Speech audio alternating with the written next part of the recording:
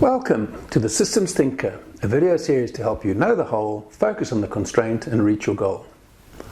Trust is the foundation of our prosperity. For a person who is known to be trustworthy, the friction of transactions is minimized. You know they will do all in their power to be true to their word. Integrity sits at the root of their being. They're the ones who walk the talk, who forego short-term gain to cultivate a reputation for doing what they say they're going to do.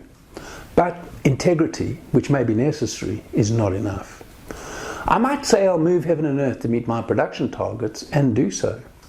But what if I do delivers an excellent result for my team and me, but it's bad for the business? I hit my numbers but did so by hogging resources which I could have better used helping another function in the value stream. Intention is therefore also critical for trust. Is my intention to optimize my part when by doing so I'm sacrificing what's best for the whole?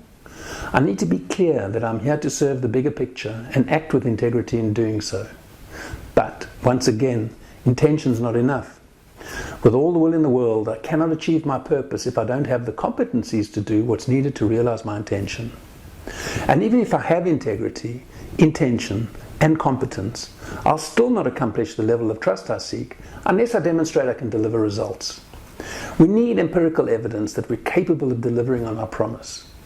Integrity, intention, capability, and results are the factors that make you trustworthy, reduce friction, and deliver a more meaningful life experience.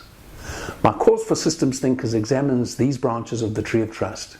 To learn more and experience what I mean, click the link in the comments below.